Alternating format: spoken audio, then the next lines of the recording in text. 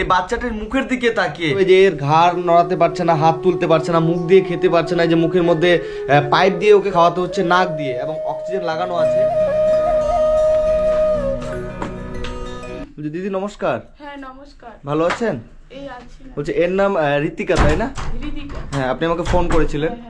তো বন্ধুরা, আজকে আমি এসেছি এটা সোনারপুরে, এই যে আরেকজন আমাদের ছোট্ট ঋতিকার কাছে। এর কি হয়েছে দিদি? এর হচ্ছে এসএমই টাইপ 1 বলে এক বিরল রোগে আক্রান্ত। আচ্ছা, এর কি অক্সিজেন লাগানো আছে? হ্যাঁ, একটা অক্সিজেন লাগানো আছে। আর এই যে খাবার খাওয়াতে হচ্ছে যে ইঞ্জেকশনের মাধ্যমে। আচ্ছা, নলের মাধ্যমে। ওকে নলের মাধ্যমে খাবার খাওয়াতে হচ্ছে, এই যে উপরে পাইপটা দিয়ে?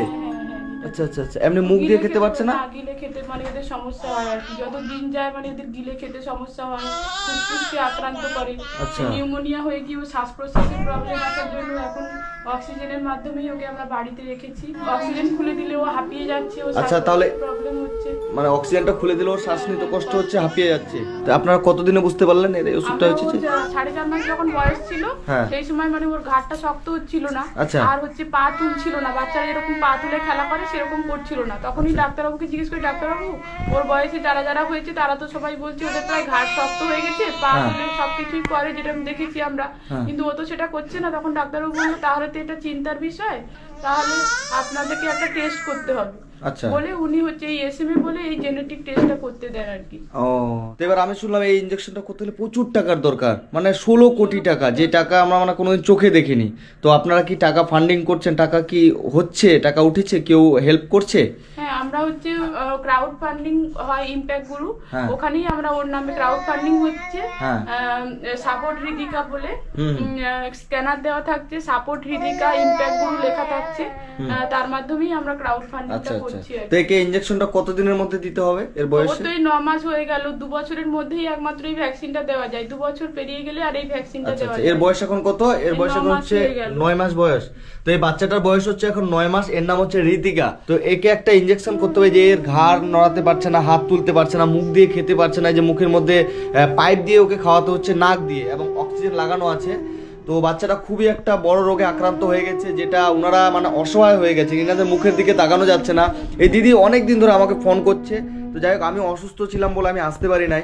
আজকে আমি এসেছি এই যে শুধুমাত্র এই বাচ্চাটির জন্য। তো বন্ধুরা নমস্কার, আমি বাপ্পা, খুশির ভান্ডার বাপ্পা। তো অনেকে আমাকে চেনেন, অনেকে চেনেন না। তো যাই হোক, আমি আজকে এই বাচ্চাটির কাছে এসেছি, এর নাম ঋতিকা।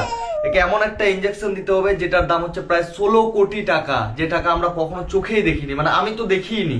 তো যাই হোক, তো আপনাদের কাছে অনুরোধ থাকবে, আপনারা যে যেখান থেকে ভিডিওটা দেখছেন সঙ্গে সঙ্গে ভিডিওটা শেয়ার করুন, এবং প্রত্যেকটি মানুষের কাছে এই ঋতিকাকে পৌঁছে দিন, যেন সবাই হেল্প করার সুযোগ পায়। বাচ্চাটার জন্য ইনি নিজে পাথর হয়ে গেছে, কারণ এই বাচ্চাটা একটা ফুটফুটে সুন্দর ফুলের মতো বাচ্চা, যে মুখে অক্সিজেন লাগানো আছে, নাকে পাইপ দেওয়া আছে। তো আপনাদের কাছে অনুরোধ থাকবে, আপনারা যে যেখান থেকে ভিডিওটা দেখছেন, আমাদের সবার ঋতিকা, প্রিয় ঋতিকাকে আপনারা শেয়ার করুন, সবার কাছে পৌঁছে দিন।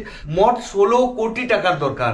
তো 16 কোটি টাকা একা কারো পক্ষে দেওয়া সম্ভব না, ইনাদের পক্ষে সম্ভব না, আমাদের পক্ষে সম্ভব না, কারো পক্ষে সম্ভব না। তো আমাদেরকে সবাইকে হাত বাড়িয়ে দিতে হবে, যে যতটুকু করে পারবো নিজের সামর্থ্য অনুযায়ী, 10 টাকা, 20 টাকা, 50 টাকা, 100 টাকা, 500 টাকা, যার যেমন সামর্থ্য হবে। শুধুমাত্র এই বাচ্চাটির মুখের দিকে তাকিয়ে আপনি ভাববেন যে এই বাচ্চাটা আপনার, মানে আমরা সবাই ভাববো যে এই বাচ্চাটা আমাদের। মানে আমি সত্যি বাচ্চাটার দিকে আমার এত খারাপ লাগছে, যে এইটুকু বাচ্চা, মানে এইটুকু বাচ্চা এমন একটা রোগে আক্রান্ত হয়ে গেছে যেটা বলার বাইরে।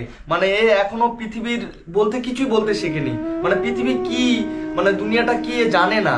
এ একটা ফুল, একটা পাপড়ি, সেই পাপড়িটার এরকম একটা অবস্থা হয়ে গেছে। তো দিদি কি বলবো, আমার খারাপ লাগছে খুব বলতে, যে আমিও, আমার কষ্ট লাগছে যে এইটুকু বাচ্চা, সে এখন গাড়ি নিয়ে খেলার কথা, এ সবার কোলে যাওয়ার কথা, হাঁটার কথা, কিন্তু এই বাচ্চাটা 9 মাসের বাচ্চাটা, যে মুখে অক্সিজেন, মানে এর থেকে খারাপ কিছু আর আমাদের হতে পারে না। তো যাই হোক, আমি আমার সামর্থ্য অনুযায়ী দিদি কিছু টাকা আমি হেল্প করে যাচ্ছি। এখানে 5000 টাকা আছে, আমি আমার তরফ থেকে আপনাকে দিলাম। এই টাকাটা আমি দিলাম, এটা এই 5000 টাকা এই লোকটার কাছে কিছুই না, কিন্তু আমাদেরকে সবাইকে এরকম পাশে দাঁড়াতে হবে। কেউ 100 টাকা দিন, কেউ 200 টাকা দিন। আঙ্কেল, আপনার কে হবে বাচ্চাটা? আমার এই ছোট মেয়ে, তার ওই মেয়ে প্রথম বাচ্চা, মানে আপনার নাতনি হবে তাই তো? এই যে ইনি হবে বাচ্চাটার দাদু, এই যে বাচ্চাটার মা, আর এই যে হচ্ছে আমাদের প্রিয় ঋতিকা। তো সকলকে অনুরোধ করবো, হাত জোর করে অনুরোধ করছি, বাচ্চাটাকে যাতে আমরা সবাই মিলে আপনাদের সহৃদয় দানে নিশ্চয়ই বাচ্চাটাকে আমরা বাঁচিয়ে তুলতে পারবো। সেই জন্য সবাই যে যেটুকু পারে আপনারা সাহায্য করুন, আর যথাসম্ভব আপনারা শেয়ার করে বার্তাটাকে আরও ছড়িয়ে দেন, যাতে বহু মানুষ একে সাহায্য করতে পারে এবং সকলের দানেও নিশ্চয়ই আবার নতুন জীবন ফিরে পেতে পারবে। তো সবার কাছে আমার অনুরোধ থাকবে যে আপনারা এই বাচ্চাটিকে সবার কাছে ছড়িয়ে দিন, ভিডিওটা বেশি বেশি করে শেয়ার করুন, সবাই যেন এই ঋত্বিকার কথা, আমাদের ছোট্ট ঋত্বিকার কথা সবাই যেন জানতে পারে। এই বাচ্চাটিকে আমরা যেন সবাই মিলে বাচ্চাটিকে সুস্থ করে তুলতে পারি, বাচ্চাটির জন্য একটু একটু করে হেল্প করে যেন বাচ্চাটিকে সেই ইনজেকশনটা খুব তাড়াতাড়ি আমরা দিতে পারি। তো ঠিক আছে দিদি, আজকে আমি আসছি, আমি আবার চেষ্টা করব, আমি যদি কলকাতায় আসি আমি আবার চেষ্টা করবো আপনাদের কাছে আসার। আমি ভগবানের কাছে, উপরওয়ালার কাছে প্রে করব যেন আমাদের ঋতিকা খুব তাড়াতাড়ি সুস্থ হয়ে যায়, ঠিক হয়ে যায়। তো ঠিক আছে, ভালো থাকবেন। হ্যাঁ, সবার কাছে অনুরোধ করব, সবাই প্লিজ একটু এগিয়ে আসুন, সবাই প্লিজ এগিয়ে এসে আমাদের পাশে দাঁড়ান। আর আপনারা যদি না দাঁড়ান তাহলে আমরা এই ফুলের মতো ছোট্ট শিশুটাকে বাঁচাতে পারবো না।